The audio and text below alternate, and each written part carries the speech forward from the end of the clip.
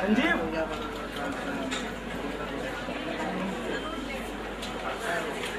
क्या हो गया भाई? अबे यार आगे कहाँ घुस गए यार? Please settle down. Let us start. You have your time.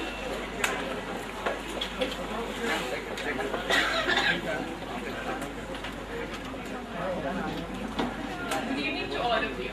As we all know why we are here, it is the occasion of the release of the book Performance Appraisal and Compensation Management, published by Prentice Hall of India, whose author is the multi-faceted personality, Professor Diwakar Goyal.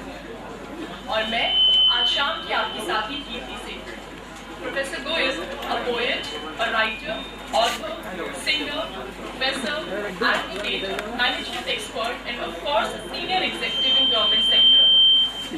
For all those who believe in astrology, let me tell you that he is a Scorpio born on 14th November. He wants to have minimum 14 professional books and 100 story and poetry books after his name by the time he attains the age of 60. Well, today he has 9 books to list. Wish him all the luck.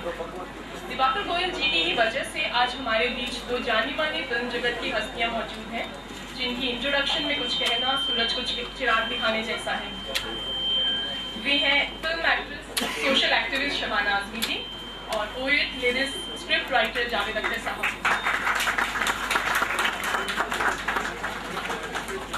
Shabana ji की serious health problem और doctors की सलाह के खिलाफ आज camera नीचे करना, इसलिए हम शबाना जी और जावेद जी का शुक्रिया अदा करते हैं।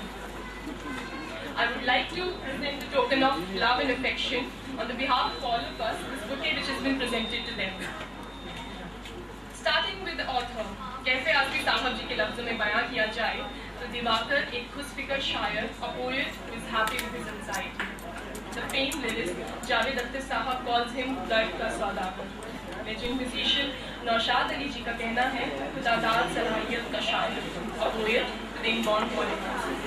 स्टोरी राइटर सलमा सदी जी की कहती है दिवाकर खोए हुए सोए हुए लम्हों का शायर, the poet of lost and dormant moments. गजल राइटर सबीर दरफॉल दिवाकर फिक्र जज्बे का शायर, the poet who takes the sentiment with anxiety, and noted lyricist Nida Fazli valued him as Bashar Zaheen का शायर, a poet with mannered heart. इन्होंने 12 साल की मामूली उम्र से ही लिखने की शुरुआत कर दी थी। जहाँ तक बात है पढ़ाई लिखाई की, इन्होंने अपने आप को बेहतरीन साबित किया वजीफों से और तबकों से। He had been a university scholar by setting records. Not only does he makes his near and dear ones proud, but he has set a benchmark for all the Indians, as he is the only ITA qualified Indian instructor to train Indian Airlines personnel across the world in human resource discipline, and he is also an HRD expert on the panel of ICAO Montreal. Over a span of years at Delhi, Bombay and Kolkata airports, he acted as a crusader against corruption and climbed the ladder to the level of general manager. जब वे कहते आजम साहब seat पे बैठा ऊपर से ऊंचे हो जाते हैं। और शबाना जी के संपर्क में आए बोल दो यार, बोल दो, हमारे विजुअल खराब हो रहा है। देखा और पढ़ा तो वे कह उठे, अरे ये डायरी नहीं शायरी है. They compelled him to release their diary in the form of poetry book. And that is how his first poetry book, Sisakte Arma, was released on 19 May 1998 by Shabana Azmi ji and Minister Pramod Davankar in Bombay. इनका कहानी संग्रह कीर्ति दीवारों के बीच जिसे जावेद साहब ने release किया था और कविता संग्रह मेरे बचपन का चांद मेरे हिस्से का सूरज को पाठकों ने बहुत सराहा. Divakar ji researched on the topic of stress for his PhD and his findings came in the form of book Living a Stressful Life with Joy, published by UPS. It appears it is so lucky in association with Shabana ji and Javed ji that books released by them always become a hit, not only in India but abroad as well. He had a long experience of teaching management in his spare time at the institutes like Narsi Monchi Institute of Management, Bombay, IIT Delhi and Kharagpur etc. His articles were read in Times of India, Indian Express and The Statesman. You may recall him when he came in the Kiran Juneja show on Star Plus, ETV Hello India and also in a show on Doordarshan and Taza Jovan Time and Again. He further exploited his expertise by authoring reference books on departmental inquiries in association with his wife Sangeeta Goyal, published by J. Here is Divakar. As a human being, his most important role is that of a friend. He says if friendship can be considered as a property, then he has earned it. Probably his multiple friend circles have made him a good author, poet and article writer. Today you're seeing Divakar in Delhi with his educated wife Sangeeta and two bright children, a sentimental son Kartikeya and a straightforward daughter Sharmishna. Having said so much about his professional and personal life, though there is no need to point out his academic achievements, he has a countless degrees in science, law, management and further specialization from various universities in India and abroad. Having to know so much about his diverse and deep career, there is no doubt about his wisdom for this job. His complete understanding has made it a well-written volume with which offers a comprehensive coverage of the various aspects of performance appraisal and compensation management in a clear and easy-to-read style. The book is written by a practicing manager. The text focuses on issues such as conflict and emotional bias affecting the performance appraisal. The book, Performance Appraisal and Compensation Management, a Modern Approach, is published by Prentice Hall of India, whose managing editor and marketing director Ms. Pushpita Ghosh is here among us. The publication house is one of the oldest and leading publishers in the country. Each chapter of this book includes the case studies based on real-life situations, separate chapters on communication, skills, motivation, and leadership styles, which are the tools for appraising the performance of the individual. In a nutshell, this text provides the foundation for appraising performance in an exploiting with real objectivity giving rise to maximum productivity by exploiting optimal utilization of human resources. This book will immensely benefit students of human resource management. तो भैया frame में आ रहे हो आप हमारे Tool for managers, executives, and HR practitioners who struggle with performance management issues in organizations. हमारी पहली guest of honour अपने आप में एक नाम की मोहताज है. ये मेरी खुशनसीबी है कि मैं शबाना आजमी जी के बारे में कुछ कहूँ. शबाना जी one of the leading actors of Tamil cinema. She is a film actress as well as a social activist, and her performances in the film in a variety of genres have generally earned her prizes and awards. She was born to parents Kafi Azmi Sahab, a renowned Indian poet and writer of Urdu, and Shaukat Azmi ji, a well-known stage actress. She has won 5 national awards and 4 Filmfare awards, and a lifetime achievement award in 2005. She has won Honorable Padma Shri from Government of India. She has also had an international recognition with Silver Hugo Award for Best Actress at the 32nd Chicago Film Festival and Jury Award for Best Actress at Outfest in Los Angeles. She has been internationally appraised for her performance Tumhari Amrita. Shabana Azmi जी बहुत खूबसूरती से art और social causes का संबंध मानती हैं. She says art should be an instrument of social change. She is a multi-faceted personality. She is not only an actress but a parliamentarian, a committed social activist, active in fighting AIDS and addressing issues related to slum dwellers and women in general. She had participated in several plays and demonstrations denouncing communalism. She undertook a 4-day march for communal harmony from New Delhi to Meerut. Delhiites cannot ever forget her contributions. She achieved New York Film Festival in collaboration with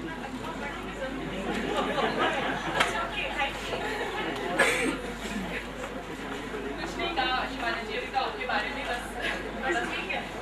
40th New York Film Festival in collaboration with Human Rights has also honored Shabana. Today's teens love her for wonderful performance in Honeymoon's Travel. हम शबाना जी और जावेद जी की जोड़ी को एक साथ किरदार निभाते हुए देखते हैं उनकी वर्ल्ड रिनाउंड प्ले कैफे और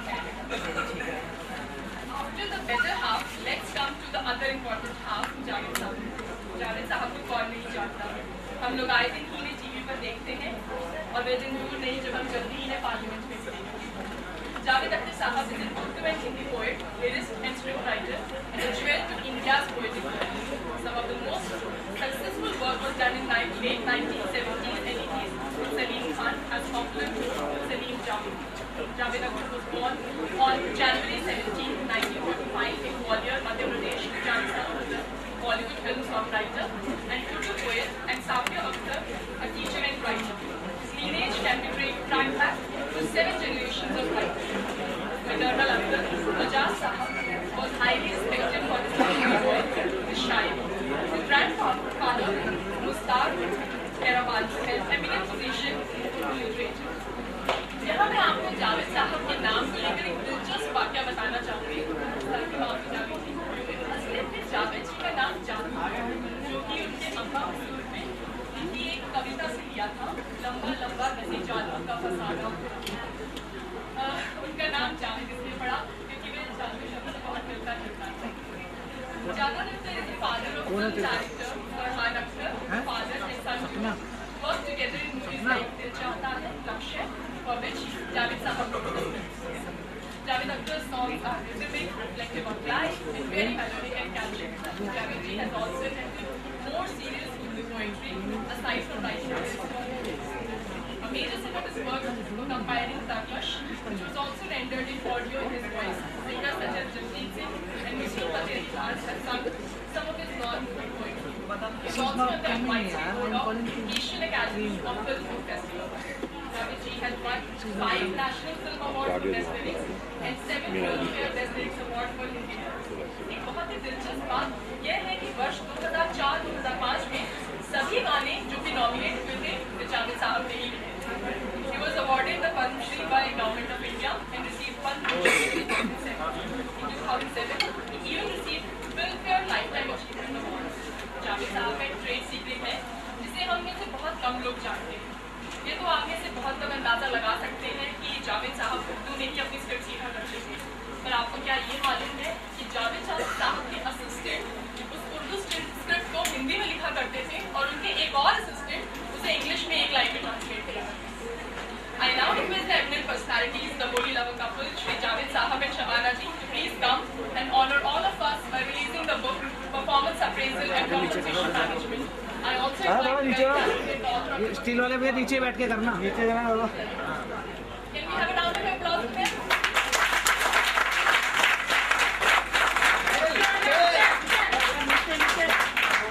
स्टील नीचे हो जाओ. ऊपर. अरे स्टील नीचे हो जाओ यार. फोटो खींच के नीचे हो जाओ. अरे भैया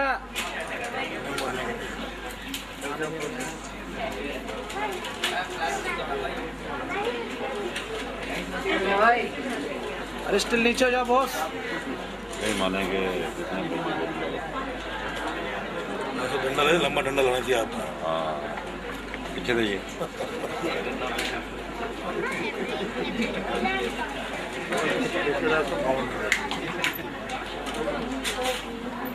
Big round of applause for this.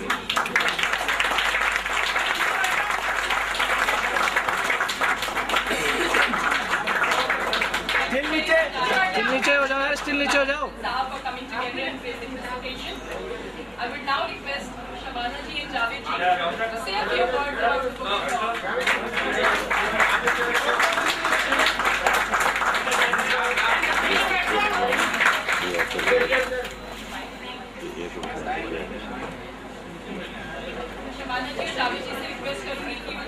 के बारे में, हॉस्पिटल के बारे में।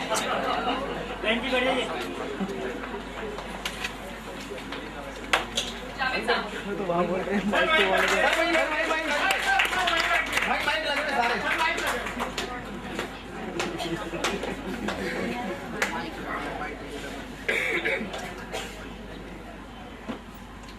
Good evening ladies and gentleman.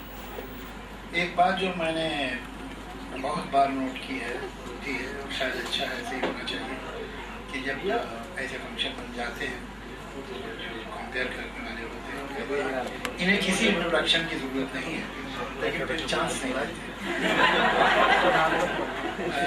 Introduction करा ही देते हैं, क्या पता ज़रूरत हो। तो आज भी ऐसे ही हुआ है। मैडम नीचे बैठिए आप। असल में प्रॉब्लम ये है कि ये गोयल साहब हमारे दोस्त हैं और हमें ऐसी कोई ख़ास खूबी नहीं है इस किताब को रिलीज़ करने के लिए, लेकिन ये मोहब्बत करते हैं दिवाकर गोयल साहब। तो मुझे और शबाना को उन्होंने कहा, शबाना तो फिर भी कुछ सही बोलेगी, लेकिन writers are not known for management, they can hardly manage to keep their manuscript together. और जहाँ तक अप्रेजल की बात है, writers are generally of the receiving end, they receive appraisal, generally it is not very flattering. तो ये ज़रूर है कि जो छपा से such kind of literature, some kind of text is required in a society that is moving towards liberalization of economy in a society where corporate world is taking good things. In such development, performance appraisal and management compensation management, both of them are extremely important. You see, in a feudal society, there is no need, तो इसकी कोई ज़रूरत नहीं होती है। जो हमारा पुराना जागीरदाराना ज़मींदारा निज़ाम रहा है, और जब वो चला भी गया तो हमारे कम से कम संस्कार जो थे वो वही फ्यूडल ही रहे। उसमें परफॉर्मेंस की अप्रेजल की बहुत ज़रूरत नहीं होती, इसलिए कि अगर आप छोटे हैं तो छोटे हैं, परफॉर्मेंस जैसा भी हो आपका, अगर बड़े हैं तो बड़े हैं, जैसा भी हो आपका परफॉर्मेंस, बल्कि परफॉर्मेंस के अप्रेजल के खिलाफ है वो सिस्टम। उसमें तो बहुत इक्वलिटी आ जाती है, उसमें फिर मेरिट काउंट करने लगता है, और फ्यूडल सिस्टम में मेरिट को बहुत जगह नहीं दी जाती है। भाई जहाँ आप पैदा हुए, जिस घर से आए, जिस बैकग्राउंड से आए, वहीं आप रहे। लेकिन अब जो समाज बन रहा है उसमें तब्दीलियाँ आ रही हैं। होता ये है अब तक, बावजूद इसके कि एक तरह से आप देखिए तो हम इंडस्ट्रियलाइज सोसाइटी हो चुके हैं, we are one of the most industrialise countries in the world, लेकिन आज भी हमारे समाज में गड़बड़ ये है कि या तो जितना मिलना चाहिए इंसान को उससे बहुत कम मिलता है, या जितना मिलना चाहिए उससे बहुत ज़्यादा मिलता है। कम से कम मैं तो फिल्म इंडस्ट्री में अक्सर ही देखता हूँ, और मैं ये विश्वास रखता हूँ कि जो भी जहाँ फ्री मार्केटिंग है उसमें यही हाल होगा। और उसकी वजह ये है कि हम परफॉर्मेंस को प्रेज नहीं करते बल्कि रेपुटेशन को करते हैं। इस वक्त आदमी ने क्या किया ये इम्पोर्टेंट नहीं है, वो पहले क्या कर चुका है या इसका बैकग्राउंड क्या है वो ज़्यादा इम्पोर्टेंट है। ये अब चेंज होना चाहिए, और ये जो जिसका natural, logical, almost organic next step है वो है कॉम्पनसेशन मैनेजमेंट। ये किताब मैं ज़रूर पढ़ूँगा, इसलिए कि मुझे ऐसा लगता है कि इसकी अंडरस्टैंडिंग वो लोग जो कॉर्पोरेट वर्ल्ड में हैं या मैनेजमेंट में हैं उन्हीं के लिए ज़रूरी नहीं है, बल्कि आज इस समाज के हर व्यक्ति के लिए, कि वो जहाँ हालात बदल रहे हैं, जहाँ हमारे इकोनॉमिक्स चेंज हो रही है और सोशियो इकोनॉमिक कंडीशन चेंज हो रही है, वहाँ हमारे वैल्यू सिस्टम में भी, हमारी ज़िंदगी पे जो अप्रोच है उसमें भी चेंज आना चाहिए। और मुझे यकीन है कि ये किताब उस तरफ हम सबको मदद देगी। शुक्रिया।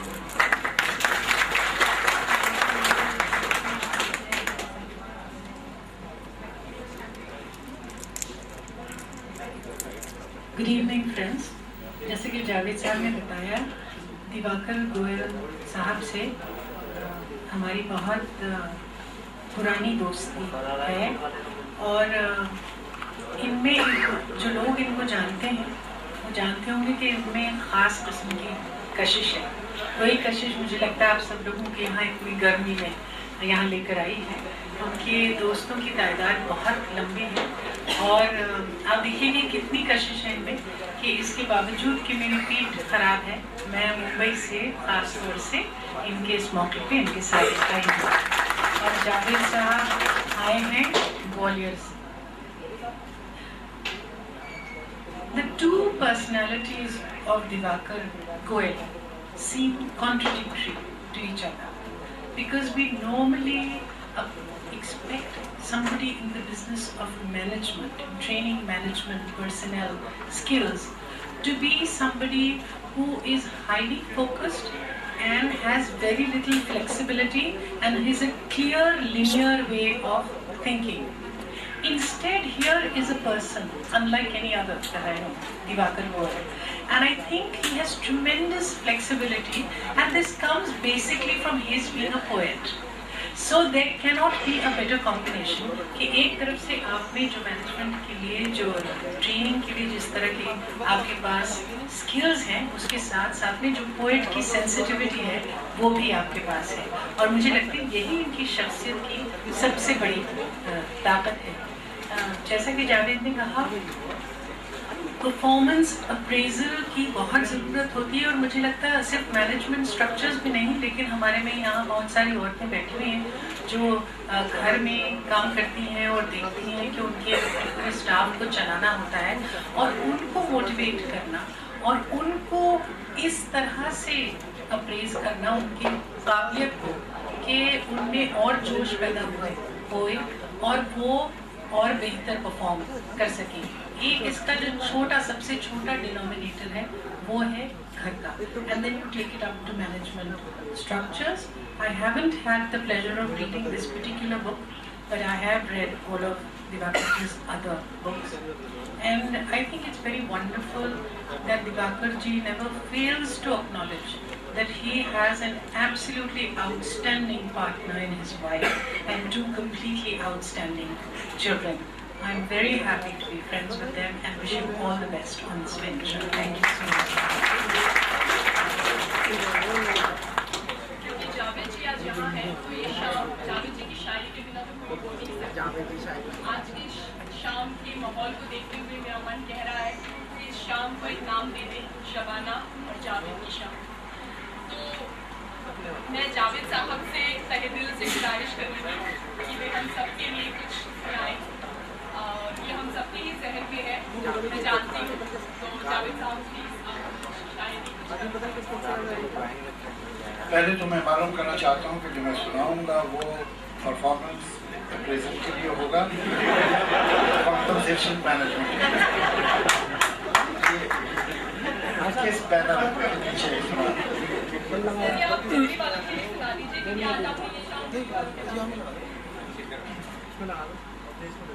चलिए, जो ये एक आध ऐसी छोटी सी सुना देता हूँ जो शायद इस टॉपिक के पास की।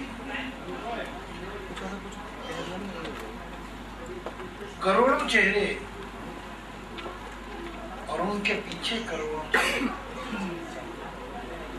करोड़ों चेहरे और उनके पीछे करोड़ों चेहरे, ये रास्ते हैं कि दिल के छत्ते हैं, जमीन जिस्मों से ढक गई है। करोड़ों चेहरे और उनके पीछे करोड़ों चेहरे, ये रास्ते हैं कि दिल के छत्ते, जमीन जिस्मों से ढक गई है। कदम तो क्या, तिल भी धरने की अब जगह नहीं है। कि देखता हूँ तो सोचता हूँ कि अब जहाँ हूँ वहीं सिमट कर खड़ा रहूँ मैं, मगर करूँ क्या कि जानता हूँ कि रुक गया तो जो भीड़ पीछे से आ रही है वो मुझको पैरों तले कुचल देगी, पीस देगी। तो अब जो चलता हूँ मैं तो खुद मेरे अपने पैरों में आ रहा है, किसी का सीना, किसी का बाजू, किसी का चेहरा। चलूं तो औरों पे जुल्म ढाऊं, रुकूं तो औरों के जुल्म झेलूं। ज़मीर तुझको तो नाज है अपनी मुनसफी पर, Oh conscience, you are so vain about your sense of justice. ज़मीर तुझको तो नाज है अपनी मुंसफी पर, जरा सुनूं तो क्या तेरा फैसला है।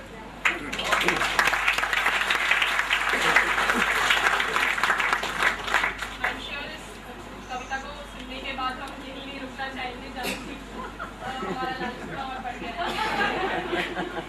मैं समझा ये कह रही है कि अब हम यहाँ नहीं रुकना चाहेंगे। आपको मुझे ठीक ही लगी थी।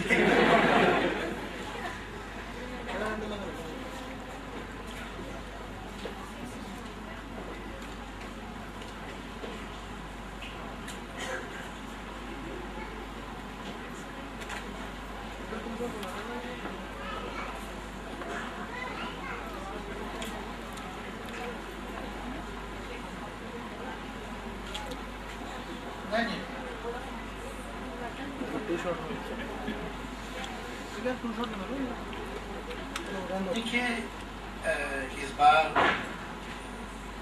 15 अगस्त को हमारी पार्लियामेंट में एक फंक्शन हुआ था जो हमेशा होता है 15 अगस्त को, और दोनों हाउसेस के मेंबर जो हैं राज्यसभा के लोकसभा के साथ में होते हैं। वहाँ हमारे प्रेसिडेंट से प्राइम मिनिस्टर उसे एड्रेस करते हैं। इस बार उन्होंने मुझे बहुत बड़ी इज्जत दी। मैं नहीं समझता कि एक राइटर, एक पोएट को देश में इससे बड़ी इज्जत मिल सकती है कि उन्होंने मुझे इनवाइट किया कि उस जो कंबाइंड हाउसेज हैं वो और उस हॉल में वो फंक्शन होता है जहाँ 1947 15 अगस्त को 14 अगस्त की रात ठीक 12 बजे नेहरू जी ने आज़ादी का ऐलान किया था। तो वहाँ वो फंक्शन हुआ और उसी जगह वही स्टेज, वही जगह थी जहाँ मुझे उन्होंने कहा कि आप कुछ इस मौके के लिए सुनाइए। तो मैंने एक नज़्म लिखी जो उस दिन और उस जगह की रही थी, तो वो वहीं सुनाई थी। उसके बाद तो कहीं अभी तक छपी नहीं है वो मैं आप लोगों को सुनाता हूँ। और वो भी मैं इसलिए सुना रहा हूँ कि शायद हमारा जो देश जहाँ पहुँचा है, जहाँ हमारा समाज पहुँचा है, जिसके बारे में ये किताब भी उसका ही बखान इस कविता में भी।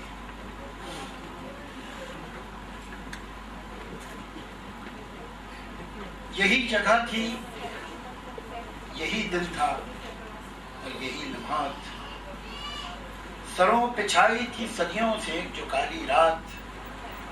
इसी जगह इसी दिन तो मिली थी उसको हाथ, इसी जगह इसी दिन तो हुआ था ये ऐलान, अंधेरे हार गए जिंदाबाद हिंदुस्तान।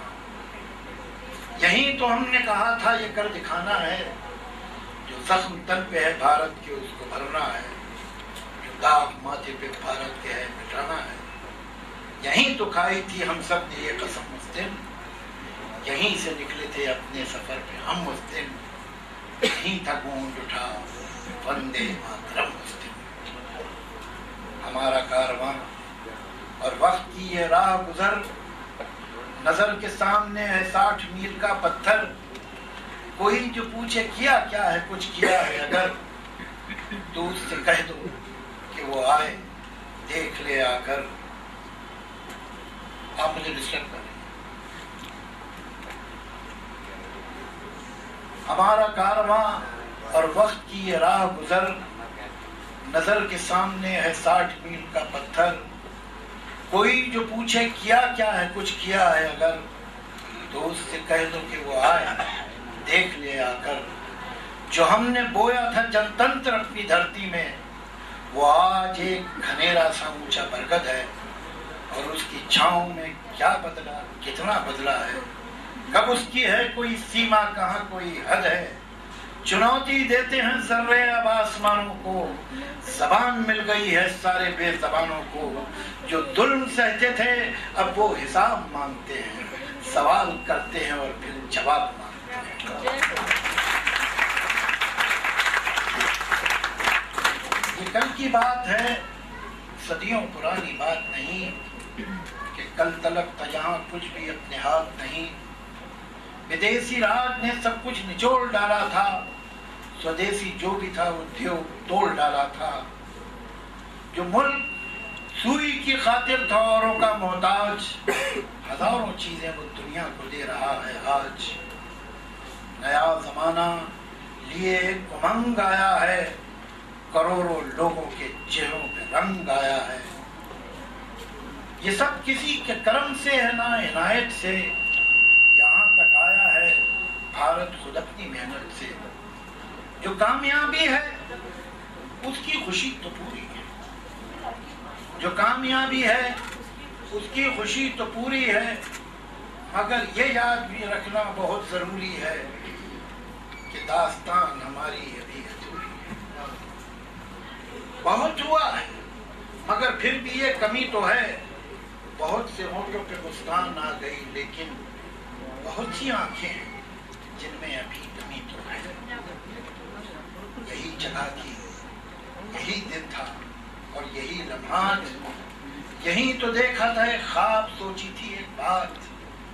मुसाफिरों के दिलों में ख्याल आता है, हर एक ज़मीर के आगे सवाल आता है। वो बात याद है अब तक हमें कि भूल गए, वो ख्वाब अब भी सलामत है या भूल गए। चले थे दिल में लिए जो इरादे पूरे हुए, किए थे खुद से भी जो हमने वादे पूरे हुए। ये कौन है ये जो यादों में चरखा काटता है? ये कौन है जो हमें आज भी बताता है वादा खुद से निभाना हमें अगर अपना, तो कारवां नहीं रुक पाए भूल कर अपना। है थोड़ी दूर अभी सपनों का नगर अपना, मुसाफिरों अभी बाकी है कुछ सफर अपना।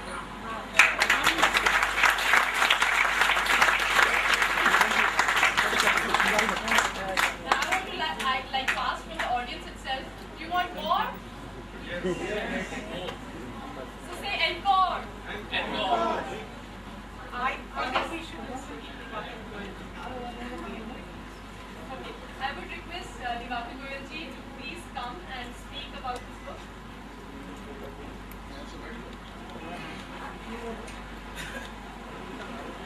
आज मेरा दिल इतनी भावनाओं से भरा हुआ है। शबाना जी तबीयत खराब होने के बाद परसों तक बेड रेस्ट पे थी और एक मेरा सपना था कि मेरी किताब जो है वो जावेद साहब और शबाना जी दोनों रिलीज़ करें। अभी तक मेरी बुक्स इंडिविजुअल रिलीज़ हुई और अल्फाज नहीं है मेरे पास उस चीज़ को बयान करने के। और जावेद साहब ऑल थ्रू बाई रोड इतनी लंबी जर्नी लेके यहाँ आना कोई मुमकिन नहीं था, ग्वालियर से कोई दिल्ली फ्लाइट। बहुत लंबा रास्ता, शायद 22-23 साल पुराना हो गया, लेकिन लगता है कल किसी बात ये किताब performance appraisal and compensation management, कोई भी किताब होती है तो मुझे कैफी साहब बहुत याद आते हैं। और आज एक बहुत पुराना उनका लिखा हुआ उर्दू में वो खत था, मैंने शबाना जी को दिया, क्योंकि कैफी साहब से जब मैं कहा करता था शायद आज मैं यहाँ इस कुर्सी पर बैठा होता, शायद मेरी कोई किताब भी ना होती, शायद मैं कभी भी ना होता। मुझे ये भी नहीं था कि ये जो लिख रहा हूँ वो कोई शायरी है या क्या है। कैफी साहब जैसी शख्सियत का मिलना शायद नामुमकिन है। मुझे लगता है आज भी कहीं मुझे देख रहे हैं। मैं उनसे कहा करता था कि एक अच्छी चीज़ कैसे लिखी जाए।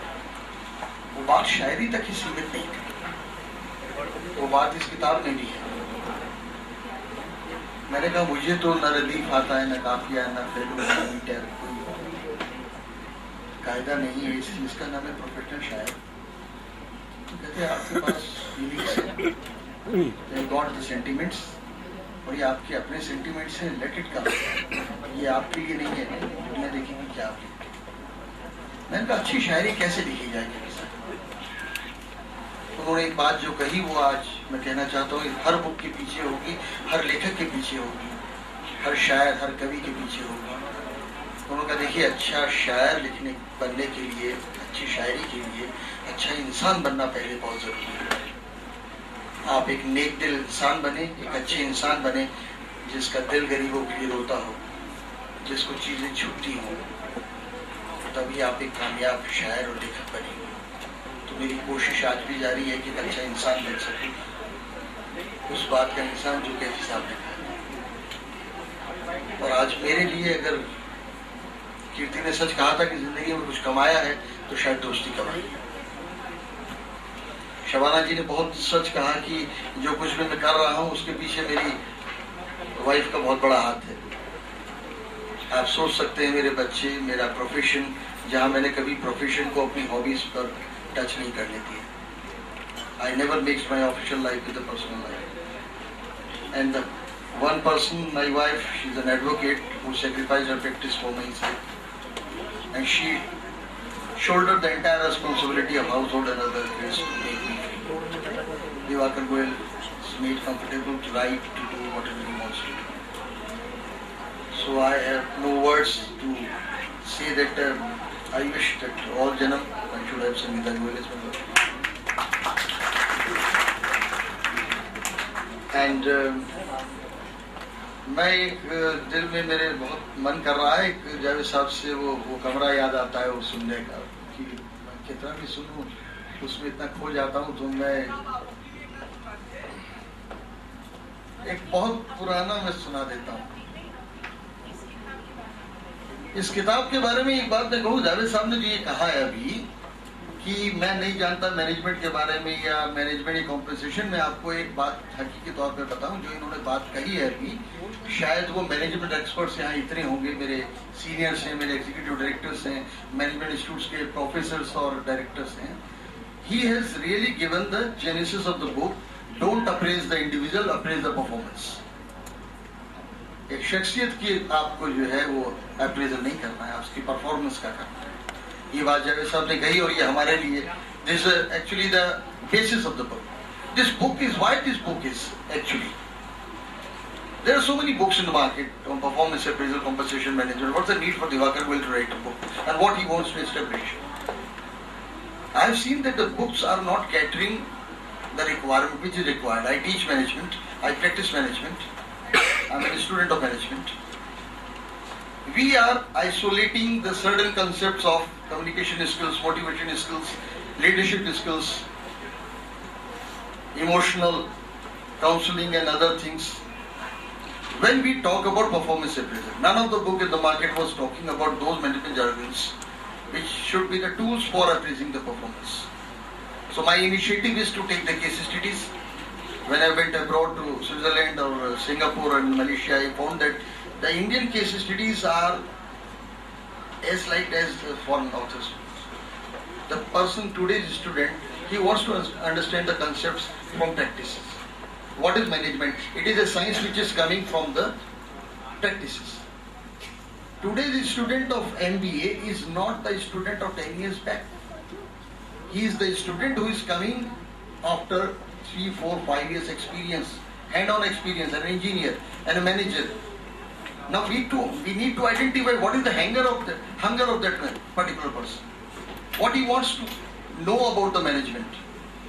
And the curriculum of the management B school should be designed in such a manner that he is having that hunger satisfied. I have taken an initiative to write this book that at least in the area of appraising performance and competition management, he will be able to have certain things which can satisfy his hunger. Today's requirement is to every manager to be a psychologist first. A great need to understand the human psychology. Then only we can deal with the human relations in the better manner. I have given the live case studies. I have related it with the topics so that he knows why this particular topic is there. Everything is available in the management books, but my idea of writing a book is I research and I see in the market what is not there and what is required. That's why this initiative is, it is up to the whole India, the different places, to see that my initiative is coming up to what extent, whether I am being able to fulfill the requirements of a young manager, practicing manager and a student of BSc.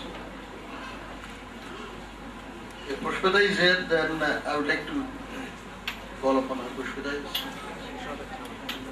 is the dynamic lady who is behind this book. She is the owner of Prentice Hall. Before I request Javed for the Shairi, I will say Pushpita to have a few words. You see, nothing can move. In the words of Rabindranath Tagore, no writer can be successful unless he gets a good publisher. I am a dreamer. I dream. I started from a small book, and unless your work is listened by the people, see the Nobel Prize speech of Rabindranath Tagore, what he said, unless my work is not appreciated by the Britishers and all, where I will stand? So the publishers like Prentice Hall of India, they can help to see that my work is reaching to the right places. You may write wonders, you may write Ramayana or Mahabharata or Gita or commentaries, anything, unless the people are not reading it, it is not reaching to the right people. You are nowhere. Whether it is Vikram Seth or Amitav Ghosh or Jhumpa Lahiri or Arundhati Roy. See Arundhati Roy, what happened, how the work reached. So here is one person, Pushpita Ghosh. चलिए इतना मैं बोल चुका हूँ। शबाना जी की तबीयत भी खराब है और मेरे को ज़्यादा टाइम उनका नहीं लेना था, नहीं बहुत पुराना मैं अपनी किताब शीर्षक तेरमान का शेर सुना था, तो शायद मौके का है, कह नहीं सकता मैं, लेकिन मुझे बहुत अच्छा लगा। किसी को गीत देता हूँ, किसी को साज देता हूँ, किसी को गीत देता हूँ, किसी को साज देता हूँ, बहुत खुश होता हूँ तो हर राज देता हूँ, बहुत खुश होता हूँ तो हर राज देता हूँ।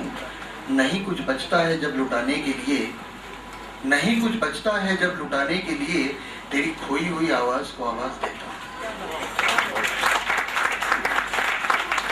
There is Pushpita, the woman behind the book, who has made this work throughout the country, every small town of this country. I went to a small town, Meerut. I found the person is telling Diwakar Goyal की किताब का है. It is not Diwakar Goyal, it is Pushpita who made me to reach to the people. I don't think I have much more to say because in this aura of culture and beautiful poetry, I am, as Ms. Azmi said, I'm standing out like a linear stick, but it is our passion to serve education, and education with good books, good content. When we identify good Indian authors as Professor Goyal, it is our ambition, our mission to bring good books for good students who will take India forward and to make it into a better nation. And it's a great pleasure to be a part of this. Thank you.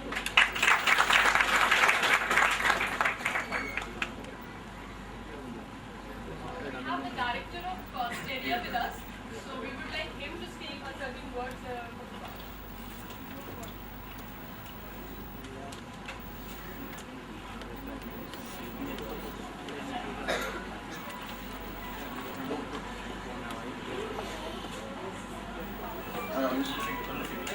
Mr. Tarun Singhal is there. I think there's a lot of things which has been said, and I think Azmi is not well, so we will not take much time. I would just like to congratulate Mr. Diwakar Goyal and thank you very much, Dr. Saab and Shabana ji, who have given this pleasure of your time today. Thank you very much.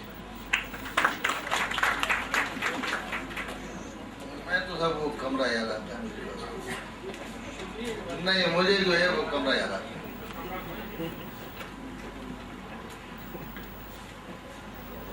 देखिए, मुझे आपको कमरा याद आता है, मुझे कमर याद आ रहा है। तो असल में डॉक्टर ने तो शबाना को बिल्कुल मना किया हुआ है बैठने के लिए, तो ये तो प्लेन की फ्लाइट ली, फिर कार से आना, I think you should going to turn now. लेकिन बहरहाल आपका हुक्म मैं उनको सुना देता हूँ, इसके बाद इसे ख़त्म करते ही उठ जाएंगे।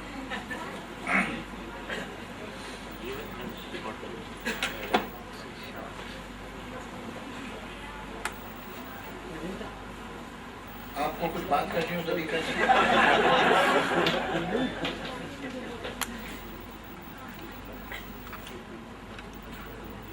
मैं जब भी जिंदगी की चिलचिलाती धूप में पलकर, मैं जब भी दूसरों के और खुद के झूठ से थक कर, मैं सबसे लड़के खुद से हार के जब भी उसे कमरे में जाता था, वो हल्के और गहरे कत्थई रंगों का एक कमरा, बेहद मेहरबान कमरा, जो अपनी नर्म मुट्ठी में मुझे ऐसे छुपा लेता था जैसे कोई माँ बच्चे को आंचल में छुपा ले, प्यार से डांटे। ये क्या आदत है जलती दोपहर में मारे मारे घूमते हो तुम। वो कमरा याद आता है। दबीज थिक, दबीज और खासा भारी, कुछ जरा मुश्किल से खुलने वाला शीशम का दरवाजा। दबीज और खासा भारी, कुछ जरा मुश्किल से खुलने वाला वो शीशम का दरवाजा, कि जैसे कोई अक्खड़ बाप अपने खुरदुरे सीने में चाहत के समंदर को छुपाए।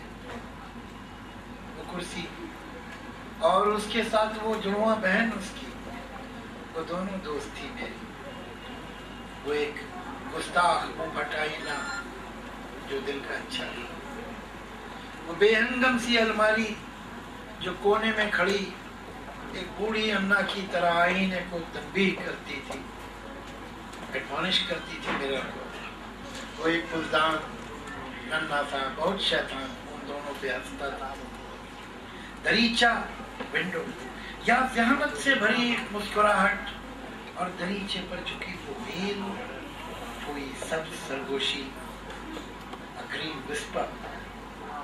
किताबें ताक में और शेल्फ पर संजीदा उस्तानी बनी बैठी, मगर सब मुंतजिर इस बात की मैं उससे पूछूं।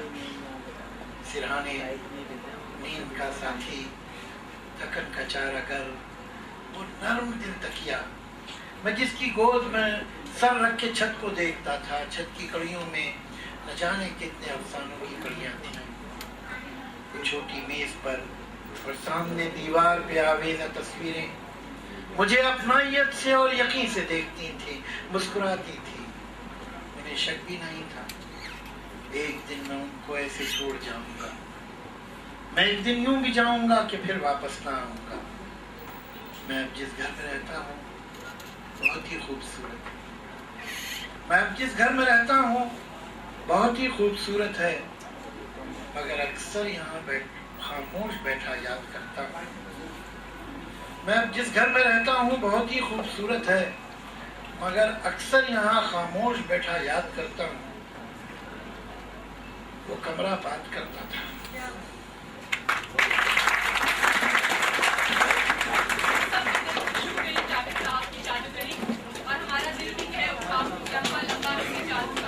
थोड़ा इमोशन का ट्रांसफर दे दो क्या अभी आफ्टर